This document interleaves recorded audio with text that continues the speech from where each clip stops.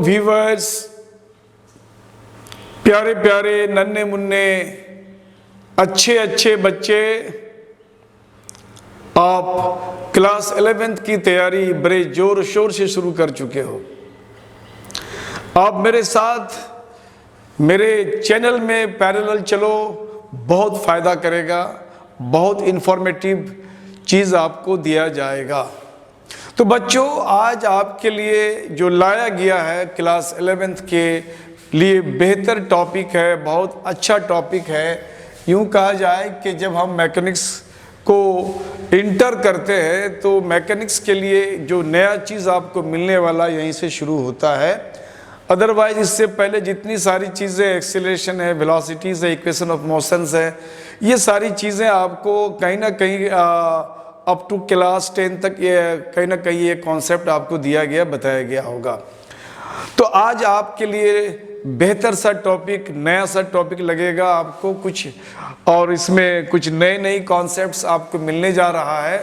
तो आप मेरे साथ अच्छा होगा कि आप पेन एंड पेपर लेके बैठ जाओ, और चाहो तो बेहतर तरीके से आप मेरे साथ पैरेलल अपना एक नोट्स बना सकते हो, और वो नोट्स आप समझ करके, मेरे साथ समझ करके एक एक चीज़ को मैं क्लियर करूँगा, आप उसको लिखो।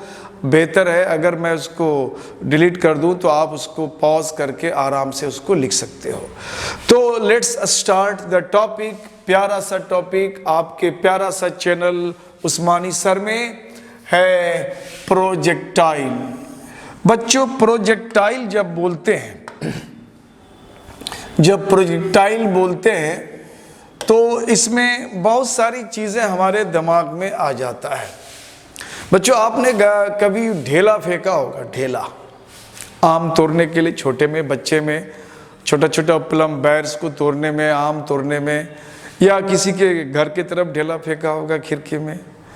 तो ये जो ढेला फेंकते हो ना, दैट वेरी ढेला, इसी ढेला को हम लोग कहते हैं, ढेला हो, पत्थर हो, कुछ भी फेंकते हो, उसी को प्रोजेक्टाइल कहते हैं।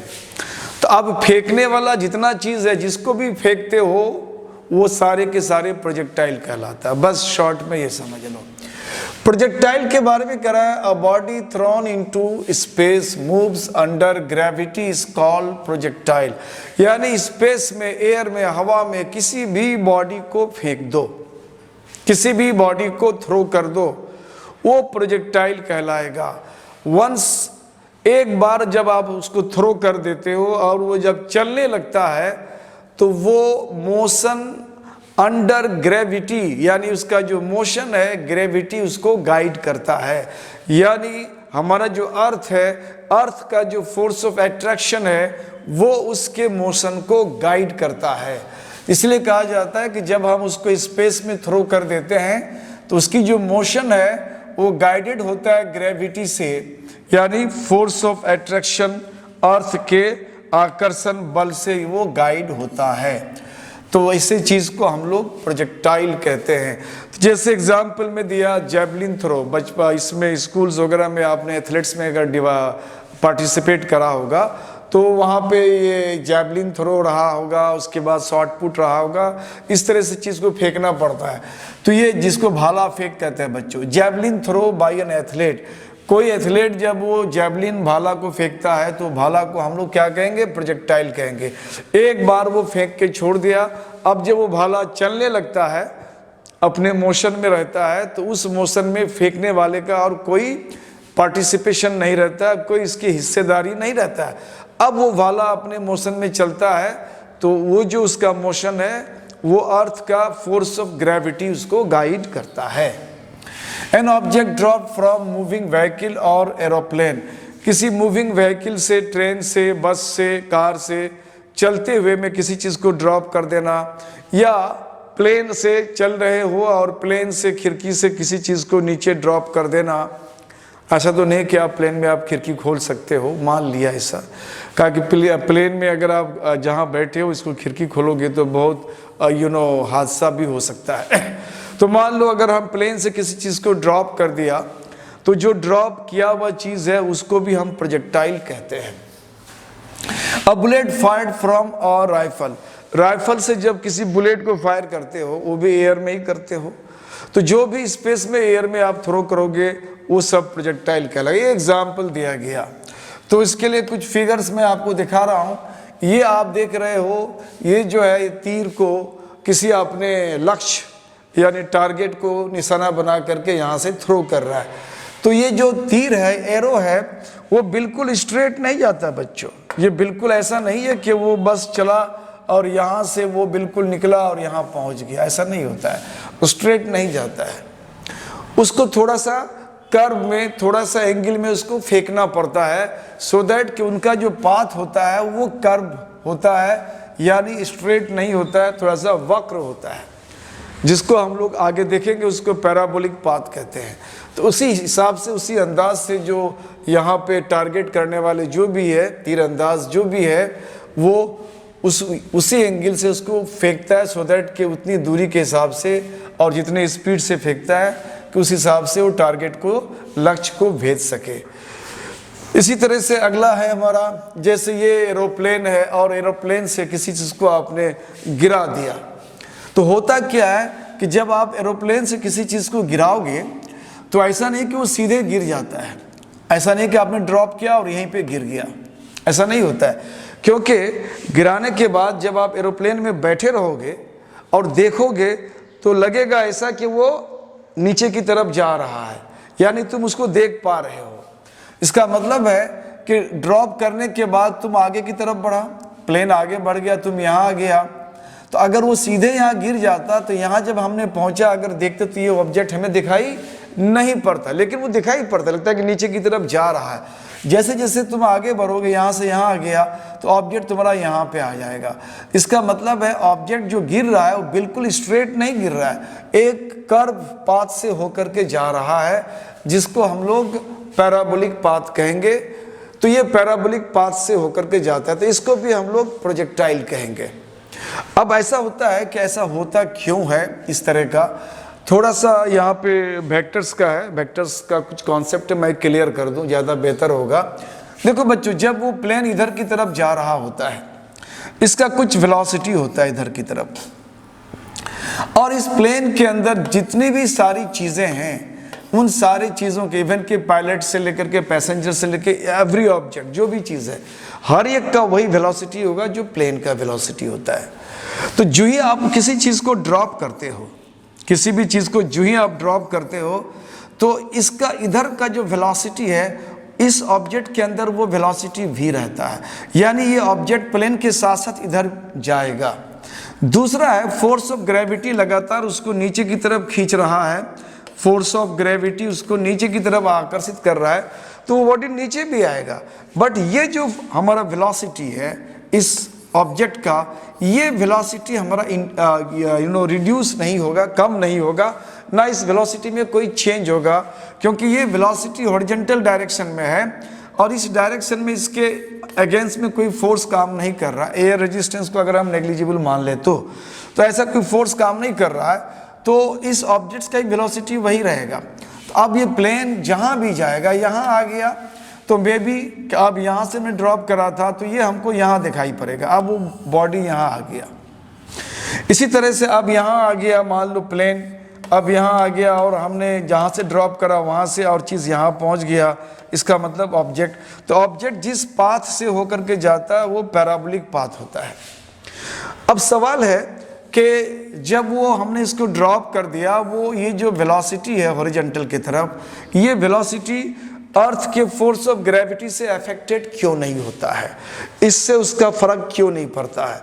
तो ये कितना भी फोर्स लगा ले अर्थ, ये और बात है कि नीचे की तरफ वो खींच रहा होगा, लेकिन हॉरिजॉन्टल वेलोसिटी उसका चेंज नहीं होता है, क्योंकि प्लेन का जो वेलोसिटी है उस वेलोसिटी से अभी यहाँ पहुँच गया, तो ये ऑब्जेक्ट भी यहाँ पहुँच गया। प्लेन अपने उस वेलोसिटी से यहाँ पहुँच गया, ये ऑब्जेक्ट भी यहाँ पहुँच गया। इसका मतलब है जब तक वो किसी ग्राउंड के ऊपर वो गिरता नहीं है, तब तक वो स्पेस में, एयर में उसकी जो वेलोसिटी है, जो वेलोसिटी प्लेन का होता है वही वेलोसिटी इसका भी होता है। तो हॉरिजॉन्टल वेलोसिटी उसका चेंज नहीं करता है, वो वेलोसिटी चेंज नहीं होगा चाहे वो ग्रेविटी जितना भी फोर्स लगा ले। तो इस चीज़ को समझने के लिए थोड़ा सा मैं ये कर दूं कि एक मान लो हमारे पास एक इधर की तरफ कोई वेलोसिटी है v है, और किसी ने इधर की तरफ उस पर फोर्स लगाने की कोशिश करा। कोई बॉडी है, चल रहा है, कार ही ले लेते हैं, कोई बॉडी है, कोई एनीथिंग एल्स, अब इधर की तरफ उसकी ये वेलोसिटी है और परपेंडिकुलर डायरेक्शन में हमने फोर्स लगाया। ये और बात है कि इस फोर्स के डायरेक्शन में ये टर्न होगा, लेकिन ऐसा नहीं है कि इसका वेलोसिटी अफेक्टेड होगा, क्योंकि ये फोर्स इस वेलोसिटी पर कोई भी प्रभाव नहीं डालेगा। ये और बात है कि इसको अपने डायरेक्शन में मोड़ ले, जब भी जहां भी वो रहेगा, वो व्हीकल, कार, बॉडी जो भी रहेगा, इधर का वेलोसिटी उसका ऑलवेज वही रहेगा, वो चेंज नहीं कर पाएगा। ये फोर्स उसके वेलोसिटी को चेंज नहीं कर पाएगा जब तक कि ड्राइवर खुद उसको चेंज नहीं कर दे। कारण उसका ये है, उसका कारण ये है कि कोई भी, मान लो ये अगर हमारा वेलोसिटी अगर चेंज होगा तो दो बात हो सकती है, चाहे तो पीछे से कोई उसको इन्हेंस करता है, धक्का मार रहा है, या हो सकता है कि आगे से कोई एक फोर्स, रेजिस्टिव फोर्स काम कर रहा है। जब तक ये दो तरह का फोर्स काम नहीं करेगा, इसका वेलोसिटी चेंज नहीं करेगा। अगर पीछे से किसी ने धक्का मारा तो वेलोसिटी उसका बढ़ जाएगा, या अगर आगे से किसी ने कोशिश करा रोकने का तो इसका वेलोसिटी घट जाएगा। तो वेलोसिटी चेंज इस तरह से हो सकता है। तो ये दोनों डायरेक्शन में अगर कोई काम करता है तो इसके वेलोसिटी को चेंज करेगा। तो अब हमें ये देखना है कि हमने इधर अगर फोर्स लगाया तो क्या इस फोर्स का कोई कंपोनेंट इधर काम करता है, क्या इस फोर्स का कोई कंपोनेंट इधर काम करता है। तो अगर इस फोर्स का इधर कंपोनेंट लेंगे तो ये होता है एफ कॉस, जिधर की तरफ कंपोनेंट लेते हैं उस एंगल के कॉस से मल्टीप्लाई करना होता है। तो ये कॉस 90 डिग्री हो जाएगा। कॉस 90 का मतलब हो गया जीरो, यानी ये फोर्स जीरो हो गया। यानी इस फोर्स का जो इधर की तरफ कंपोनेंट यानी जो वैल्यू है वो जीरो होता है, यानी इस फोर्स का इफेक्ट इसके वेलोसिटी के डायरेक्शन में कुछ नहीं होता है, इसलिए वेलोसिटी चेंज नहीं करता है। सिमिलरली फोर्स ऑफ ग्रेविटी अगर काम करता है, that is also force. Force of gravity अगर काम करता है तो ये भी तो 90 के एंगल पे है। अब इस फोर्स की तरफ क्या ग्रेविटी कोई फर्क डालेगा, इधर या इधर? जिधर भी करो 90 के एंगल पे आएगा। तो किसी भी डायरेक्शन में करो, ग्रेविटी का फोर्स अगर यहाँ पे अगर हमने Fg कर दिया तो ये Fg का वैल्यू इधर की तरफ हो जाएगा Fg cos 90 डिग्री, 90 डिग्री का एंगल है। इधर अगर करना चाहेंगे तो ये भी Fg cos 90 डिग्री हो जाएगा। cos 90 जीरो होता है, यानी ग्रेविटी का जो इफेक्ट है इस वेलोसिटी के डायरेक्शन में जीरो है, इसलिए वेलोसिटी हॉरिजॉन्टल डायरेक्शन में चेंज नहीं होता है। तो ये सब चीज़ आपको वेक्टर में बताया गया है। अगर आपने वेक्टर्स का क्लासेस को देखा है, ना देखा है, तो मेरा सलाह है कि आप उसको ज़रूर देखो। बहुत छोटा छोटा वीडियो है, बहुत बड़ा वीडियो मैंने नहीं बनाया है। आप उसको देख के बड़ी आसानी से कॉन्सेप्ट आपका क्लियर हो जाएगा। और फिजिक्स में आपको जब तक वेक्टर का बेहतर कॉन्सेप्ट नहीं होगा, कॉन्सेप्ट क्लियरिटी के साथ आपको समझ में नहीं आएगा, तो आगे का फिजिक्स आपके लिए बहुत टफ हो जाएगा। तो उसको आप ज़रूर देखो। आई थिंक अब बड़ी आसानी से मैंने उसको क्लियर करा है, तो उसको आप समझ सकते हो।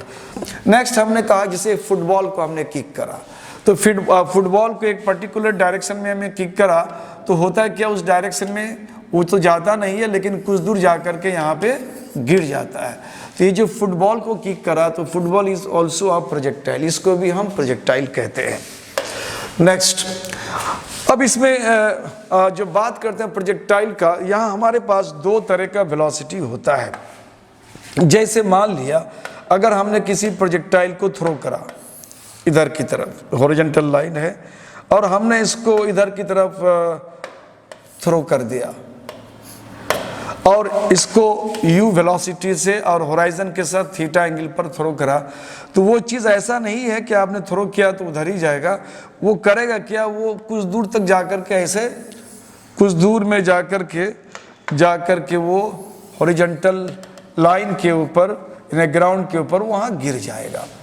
तो अब यहाँ पे हम लोग इसको इस तरह से समझने की कोशिश करते हैं कि मान लो वो चीज़ यहाँ पर था, हमने थ्रो करा, तो ये दो तरह के डिस्प्लेसमेंट कवर करता है। एक तो ये है कि यहाँ से यहाँ पहुँच गया, जिसको हम लोग हॉरिजॉन्टल डिस्प्लेसमेंट कहते हैं, एक तो ये कवर किया, और जब तक वो गिरा नहीं तब तक वो ऊपर की तरफ भी जा रहा था। इसका मतलब है कि वर्टिकल डिस्प्लेसमेंट भी कवर करता है।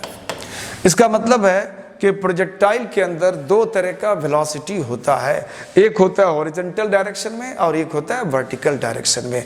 अभी मैंने बताया कि अगर कोई भी दो चीज कोई भी दो वेक्टर क्वांटिटी अगर एक दूसरे के परपेंडिकुलर में है तो वह एक दूसरे के इफेक्ट को, प्रभाव को कुछ चेंज नहीं कर पाएगा। यानी एक वेलोसिटी इधर है हॉरिजॉन्टल की तरफ और एक वेलोसिटी अगर इधर है वर्टिकल की तरफ, ये इसको कुछ नहीं कर पाएगा और ये इसको कुछ नहीं कर पाएगा। यानी एक वेलोसिटी दूसरे वेलोसिटी को डिस्टर्ब नहीं करेगा, क्योंकि ये एक दूसरे के साथ 90 का एंगल बनाता है। इसका इफेक्ट, इसका कंपोनेंट जीरो हो जाएगा, इसका कंपोनेंट इधर की तरफ जीरो हो जाएगा। तो कहा जाता है कि ऐसे केस में ये एक दूसरे के वेलोसिटी को डिस्टर्ब नहीं करता है। तो क्लियर हो गया, जब थ्रो करते हैं तो दो तरह का डिस्प्लेसमेंट यानी दो तरह का वेलोसिटी होता है, एक हॉरिजॉन्टल की तरफ होता है वेलोसिटी और एक वर्टिकल की तरफ होता है वेलोसिटी। तो ये दोनों वेलोसिटी एक दूसरे पर डिपेंड नहीं है, एक दूसरे को प्रभावित नहीं करता है, इसीलिए इसको हम लोग बोलते हैं इंडिपेंडेंट वेलोसिटीज। तो इसमें हम लोगों ने कहा कि इसमें हम लोग इसको पढ़ते हैं principle of physical independence of projectile motion. Projectile motion में दो तरह के वेलोसिटीज शामिल है, वर्टिकल, हॉरिजॉन्टल। ये एक दूसरे पर डिपेंड नहीं है।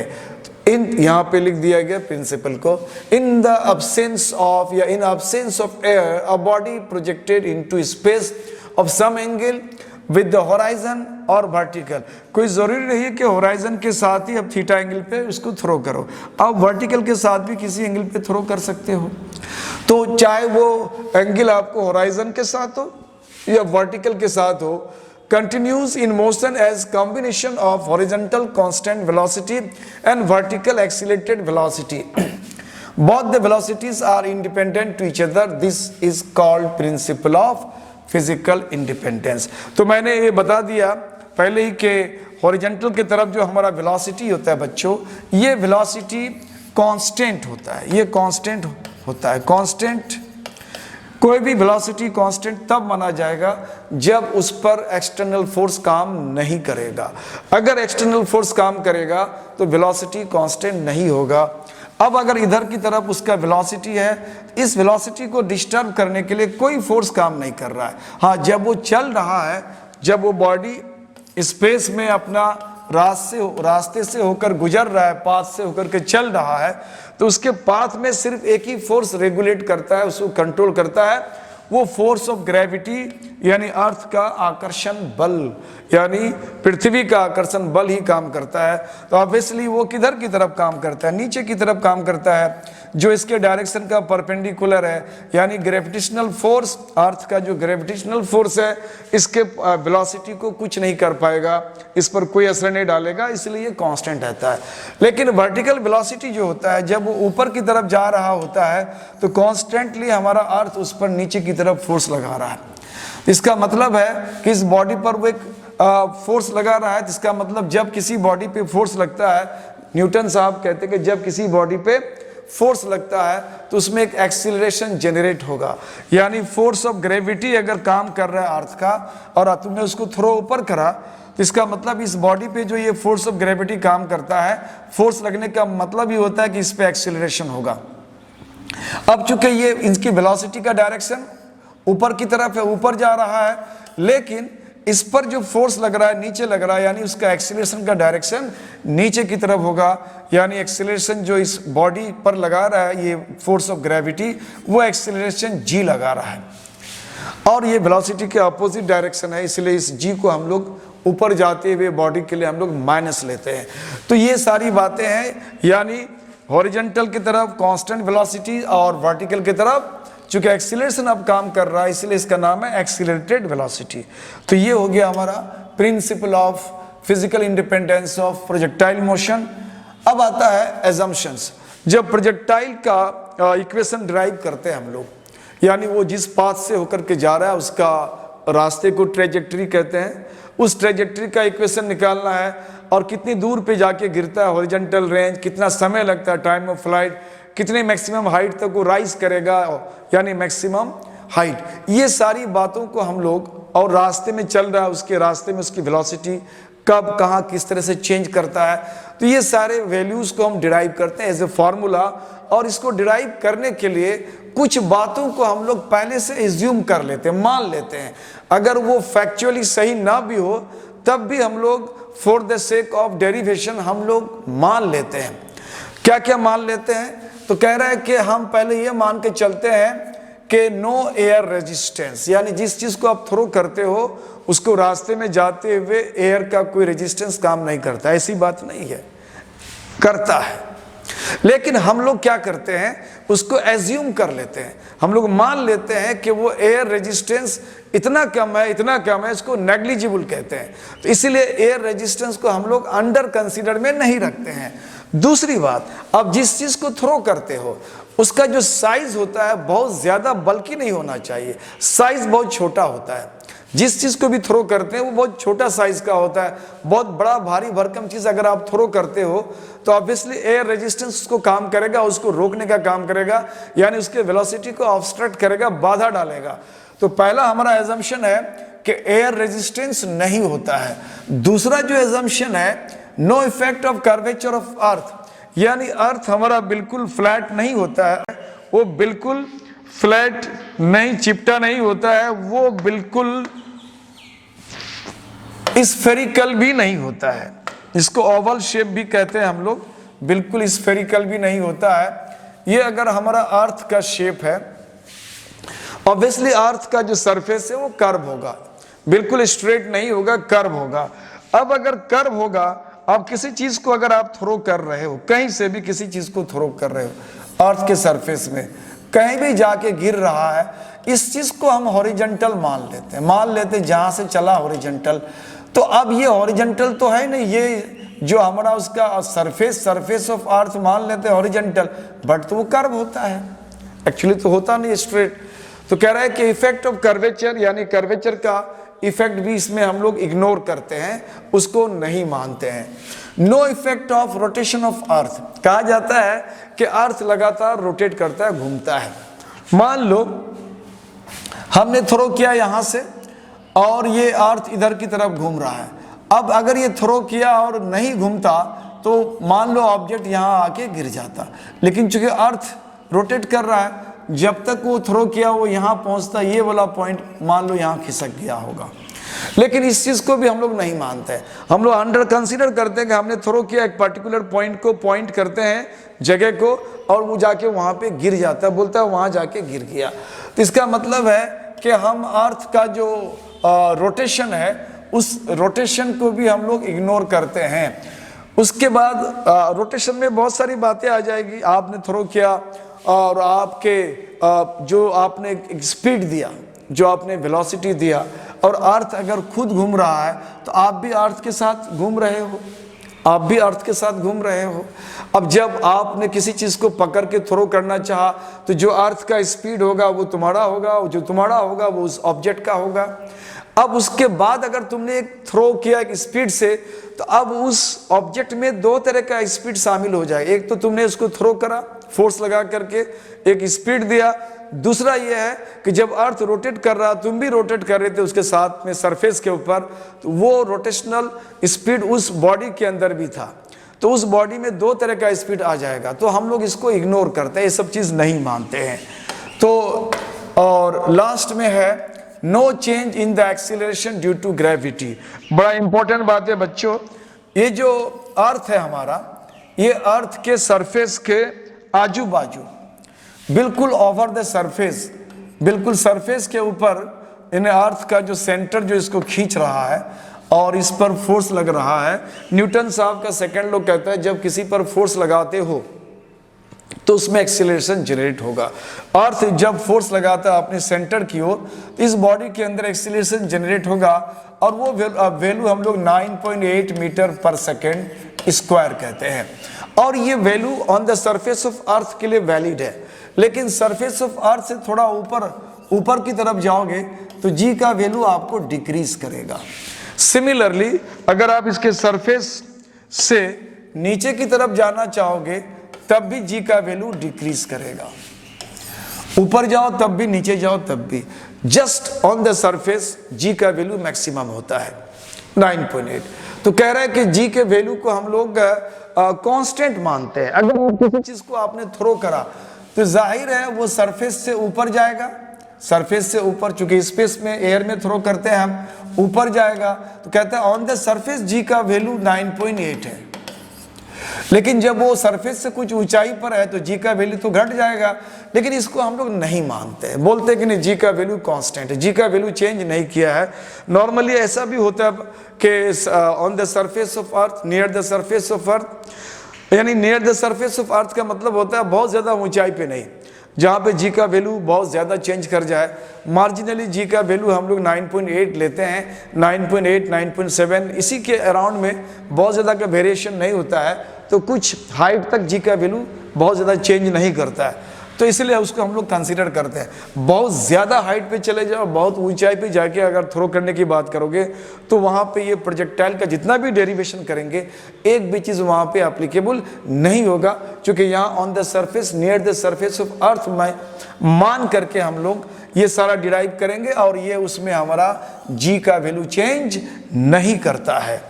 तो ये सब बातें हैं। अब हम लोग चलते हैं एजम्पशन के बाद इक्वेशन ऑफ ट्रेजेक्टरी। बच्चों, आप जिस चीज को थ्रो करते हो, जिस चीज को भी आप फेंकते हो, वो जिस रास्ते से होकर के गुजरता है उस रास्ते का नाम है ट्रेजेक्टरी।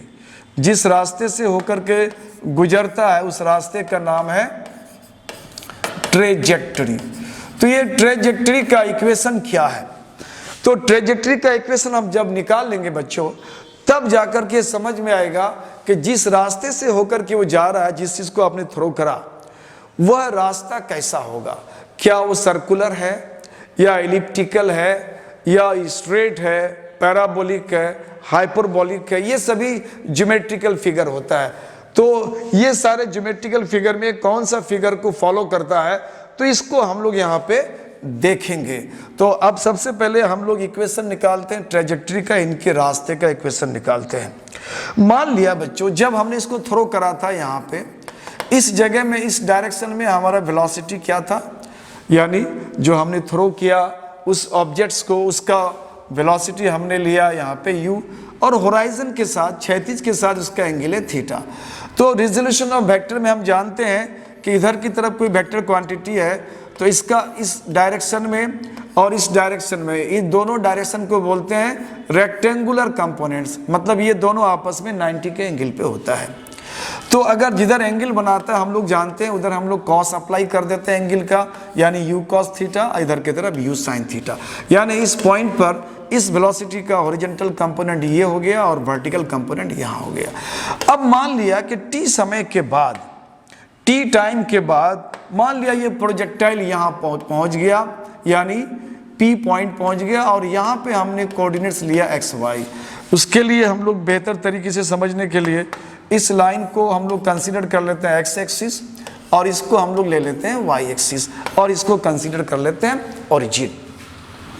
मान लिया कि t टाइम में ये प्रोजेक्टाइल हमारा यहाँ से यहाँ पहुँच गया, जब हमने थ्रो किया तो यहाँ से यहाँ पहुँच गया।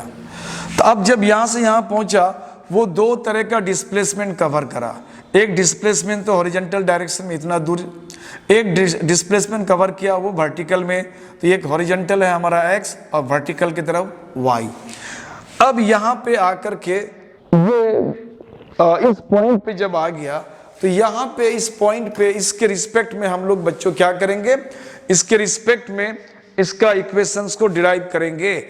और इसके इक्वेशन को जब डिराइव करेंगे, बच्चों ये ध्यान देना, जब भी इक्वेशन डिराइव करते हैं ना, तो हम लोग मैथमेटिकली x और y के टर्म में ज्यादा करते हैं। तो x और y के टर्म में अगर करते हैं तो अब यहाँ पे दो तरह का डिस्प्लेसमेंट कवर करता है। एक हॉरिजॉन्टल की तरफ, हॉरिजॉन्टल की तरफ जो डिस्प्लेसमेंट कवर करता है बच्चों, ये डिस्प्लेसमेंट कवर कौन कराता है, ये वाला वेलोसिटी। ये वेलोसिटी उसको यहाँ से इतना दूर तक लेके आता है। और वर्टिकल वेलोसिटी भी ऊपर की तरफ उठाने वाला काम कौन करता है, ये वाला वेलोसिटी u sin थीटा, यही उसको ऊपर की तरफ उठाने का काम करता है। तो हम लोग दो डायरेक्शन में काम करते हैं। पहले लेते हैं along horizontal direction, horizontal direction, horizontal direction की तरफ चलते हैं। इस डायरेक्शन की बात करते हैं। जब इस डायरेक्शन की बात करते हैं तो हमें इक्वेशन ऑफ मोशन हम लोग यूज करने हैं। तो इक्वेशन ऑफ मोशन यूज करने के लिए आपके पास जो फिगर्स में आपके जो भी क्वेश्चंस है, स्टेटमेंट है, उसमें जो भी डाटा है उस डाटा को आप पहले लिख लो इक्वेशन ऑफ मोशंस के रेफरेंस में। तो जैसे हमने कहा कि जब यहाँ से हमने थ्रो करा था इधर की तरफ, तो इस समय हॉरिजॉन्टल की तरफ उसका जो वेलोसिटी था वो वेलोसिटी हमारा u cos थीटा था। तो इनिशियल वेलोसिटी हॉरिजॉन्टल डायरेक्शन में कितना था, u cos थीटा था। उसके बाद वो डिस्टेंस कितना कवर करा, x डिस्टेंस कवर करा। हॉरिजॉन्टल में कितना दूरी चला वो यहाँ से वो x डिस्टेंस कवर करा है, और यहाँ से ऊपर की तरफ ये y डिस्टेंस कवर करा है, तभी तो इसका कोऑर्डिनेट यहाँ xy हो गया। तो अब ये दूरी x कवर किया। एक्सीलरेशन उधर कुछ काम नहीं करता है, क्योंकि एक्सीलरेशन तब काम करता है किसी बॉडी पे जब उस बॉडी पे कंटिन्यूअसली कोई फोर्स लग रहा है। फोर्स लगना बंद, एक्सीलरेशन खत्म। तो हॉरिजॉन्टल डायरेक्शन में अगर कोई चल रहा है तो इधर की तरफ कोई फोर्स काम नहीं कर रहा है, क्योंकि वो जब स्पेस में रहता है, पहले ही बता चुका हूँ, मोशन अंडर ग्रेविटी यानी ग्रेविटेशनल फोर्स ही लग रहा है, और वो वर्टिकली डाउनवर्ड लगता है, लेकिन चल रहा है इधर की तरफ हो। तो परपेंडिकुलर डायरेक्शन में कोई भी वेक्टर क्वांटिटी एक दूसरे को प्रभावित नहीं करता। अभी मैंने उसको क्लियर करा। तो इसका मतलब है बच्चों कि एक्सीलरेशन यहाँ पे 0 हो जाएगा। और टाइम की बात करेंगे तो टाइम तो यहाँ हमारा t हो गया, t टाइम में वो यहाँ से यहाँ पहुँचा है। तो अब ये जो फॉर्मूला है, फॉर्मूला से इसको हम लोग थोड़ा सेट करते हैं। s इक्वल टू होता है ut plus half at square. S हो गया x, u हो गया u sine u cos theta, और टाइम t है हाफ a हो गया 0 और t स्क्वायर। तो ये तो पूरा वैल्यू 0 हो गया। इसका मतलब x हो गया u cos theta into t। तो बच्चों यहाँ से t निकाल लो आप, t बराबर क्या हो जाएगा, x upon u cos theta हो जाएगा।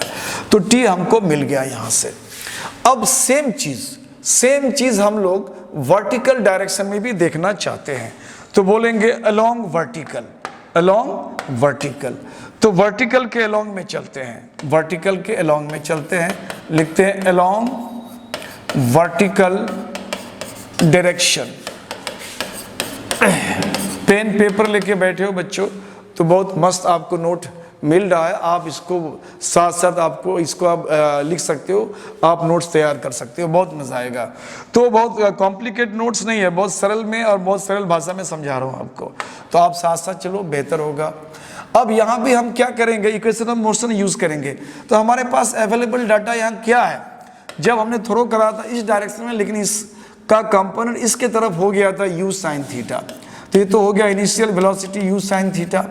दूसरी बात, ऊपर यहाँ तक आने के बाद वर्टिकल डायरेक्शन में उन्होंने y कवर करा है, तो डिस्प्लेसमेंट उन्होंने y कवर करा। उसके बाद एक्सीलरेशन काम करता है, जब वो बॉडी ऊपर की तरफ जा रहा होता है, उसका वेलोसिटी ऊपर की तरफ उसको लेके जा रहा होता है, y वाला कंपोनेंट वेलोसिटी का, तो वो नीचे की तरफ लगातार फोर्स काम कर रहा है, फोर्स ऑफ ग्रेविटी। जो फोर्स ऑफ ग्रेविटी काम करता है इस बॉडी पर, तो कह रहा है कि किसी भी बॉडी पे कोई भी फोर्स काम करेगा ना, तो उस बॉडी पे वो एक्सीलरेशन जनरेट करेगा। तो अगर इस फोर्स ऑफ ग्रेविटी ने इस बॉडी पर काम करा है, तो इसका मतलब है इस बॉडी पे उन्होंने एक्सीलरेशन जनरेट करा, और फोर्स ऑफ ग्रेविटी के कारण जो एक्सीलरेशन जनरेट होता है, पैदा होता है, उसको स्मॉल g कहते हैं। यानी जो बॉडी जब ऊपर जा रहा था तो उस पर एक g एक्सीलरेशन काम कर रहा था, लेकिन चूंकि एक्सीलरेशन उसका g है, डायरेक्शन वेलोसिटी के जस्ट अपोजिट है, जा ऊपर रहा है लेकिन एक्सीलरेशन नीचे काम कर रहा है, तो वेक्टर क्वांटिटी में हम लोग इसको डायरेक्शन को अपोजिट दिखाने के लिए माइनस कर देते हैं। अब रही बात टाइम का, तो टाइम वहाँ तक पहुँचने के लिए वही टाइम है, t है, t टाइम में पहुँच गया। अब इसको हम लोग थोड़ा सा कैलकुलेशन में देखते हैं, तो यहाँ पे जो वैल्यू है इक्वेशन ऑफ मोशन यूज करते हैं, S U T plus half A T square. अब इस इक्वेशन को अगर देखा जाए तो ये s का वैल्यू हो जाएगा y, और u बोले तो u sine theta, time t ही रहा है, plus half acceleration minus g है और t स्क्वायर है, u साइन थीटा। और t का वैल्यू आप यहाँ से ले सकते हो, t का वैल्यू ये हो गया x upon u cos theta, और ये g का माइनस बाहर कर लो, 1/2 हो जाएगा और g हो जाएगा t स्क्वायर का मतलब हो गया x square upon u square cos square theta. चूंकि t का ये वैल्यू है, इसको स्क्वायर करेंगे तो इस पूरे पे स्क्वायर आ जाएगा। तो अब यहाँ पे कुछ कैलकुलेशन में देखते हैं, कैंसिल होता है, कैंसिल हो जा रहा है। तो ये हो गया x साइन थीटा अपन कॉस थीटा। बच्चों आप पढ़े हो ट्रिग्नोमेट्री में क्लास स्टैंडर्ड 10 तक, इसको टेन थीटा कहते हैं। ये half g x square upon u square cos square theta. ये जो हमारा इक्वेशन आया, ये जो इक्वेशन हम लोगों ने लाया बच्चों, इस इक्वेशन को देखने के बाद पता चलता है कि ये पैराबोला का इक्वेशन है। इक्वेशन देख के आप बता सकते हो कि ये इक्वेशन स्ट्रेट लाइन का है कि नहीं, ये इक्वेशन सर्किल का है कि नहीं, ये straight equation parabola hyperbola ellipse किसका है। इक्वेशन देख के आप बता सकते हो। ये चीज आपको क्लास 11th के मैथ्स यानी कोऑर्डिनेट ज्योमेट्री में पढ़ाया जाएगा, कॉनिक सेक्शन में वहां बताया जाता है। तो चूंकि यहाँ पे हमें ये पैराबोला पे काम करना, पैराबोलिक है ये इक्वेशन, तो मैं बता दूं कि पैराबोलिक आप कैसे समझोगे। तो पैराबोलिक समझने के लिए किसी भी इक्वेशन को, कोई भी इक्वेशन, मैं थोड़ा यहाँ ट्रिक दे देता हूँ बच्चों, आप इस ट्रिक से आप कोई भी क्वेश्चन को खास करके हमारा यहाँ पे काम हो रहा है अभी पैरा इसमें एलिप्स प्रोजेक्टाइल में, तो प्रोजेक्टाइल का जो पाथ का इक्वेशन होता है वो पैराबोलिक होता है, यानी ये स्ट्रक्चर को पैराबोला कहते हैं। तो पैराबोला का पहचान कैसे होगा, मैं यहाँ एक ट्रिक दे देता हूँ, उस ट्रिक से आप पैराबोला का पहचान कर सकते हो। इस ट्रिक से पैराबोला का पहचान कर सकते हो। ट्रिक ये है कि आप इक्वेशन में x और y तलाश कर लो। x y के अलावा कोई भी फिगर, कोई भी डेटा है, आप उसको इग्नोर कर दो, उस पर ध्यान नहीं देना है। आपको सिर्फ x और y तलाश करना है। तो आपने x और y तलाश करा। जब ये तलाश करा तो इन दोनों में से देखना है कि किसी एक का हाईएस्ट पावर 1 होना चाहिए और किसी दूसरे का हाईएस्ट पावर 2 होना चाहिए, या इसी का हाईएस्ट पावर 1 है तो इसका हाईएस्ट पावर 2 होना चाहिए, दोनों का पावर सेम नहीं होना चाहिए। अब इसके अलावा इसके आजू बाजू में कुछ भी लगा रहे, कोई फर्क नहीं पड़ता है, वो पैराबोला होगा, 100% पैराबोला होगा। नो मैटर साइन क्या है, पॉजिटिव नेगेटिव क्या इनके साथ लगा हुआ है और भी फैक्टर्स, उस पर जाना ही नहीं है। तो अब आते हम लोग इसको उसी ट्रिक से पहचानने के लिए। y हमने घेर दिया, x घेरा और x यहाँ पे। अब इसके अलावा ये डेटास को ध्यान ही नहीं देना है, आपको कुछ नहीं देखना है। डिवाइड में, प्लस में, माइनस में, स्क्वायर रूट में क्या है, नो मैटर। अब देखना है कि y का हाईएस्ट पावर कितना है, 1 है, x का यहाँ पावर 1 है और यहाँ इसका पावर 2 है, तो x का हाईएस्ट पावर कितना हो गया, 2। इसका मतलब ये इक्वेशन में पैराबोला है। हेंस इसको लिखते हैं हम लोग, hence equation of parabola, equation of trajectory, equation of trajectory is parabola. ये इक्वेशन ऑफ ट्रेजेक्ट्री जो है वो पैराबोला का इक्वेशन आ गया। इसको हम कह सकते हैं that is trajectory is parabolic, यानी ट्रेजेक्ट्री जो है वो पैराबोलिक होता है, यानी उसका पाथ, उसका रास्ता, उसका जो स्ट्रक्चर है वो पैराबोलिक है। तो इस तरह से हम लोगों ने इक्वेशन ऑफ पैराबोला डिराइव करा। अब इक्वेशन ऑफ पैराबोला को डिराइव करने के बाद अब बच्चों हमारे साथ और भी कुछ इस तरह का डेरिवेशन आएगा।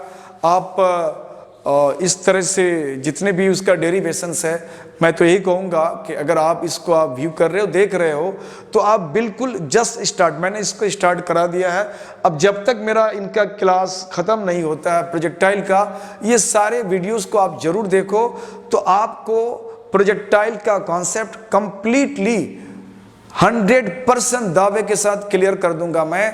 और अगर आप साथ साथ अगर आपने नोट्स बनाने की भी कोशिश करा पेन एंड पेपर लेकर के, तो आपको किसी भी सहायता की ज़रूरत नहीं पड़ेगी। बगैर किसी कोचिंग के, बगैर किसी ऐड के, बगैर किसी किताब के आप इसको अच्छी तरीके से क्लियर कर सकते हो। जस्ट हमारे नोट्स को पैरेलल आप पेन एंड पेपर लेकर के उसको करते रहो, बहुत मज़ा आएगा और बहुत ही इंफॉर्मेटिव आपको नोट्स दिया जाएगा। Thank you for watching my channel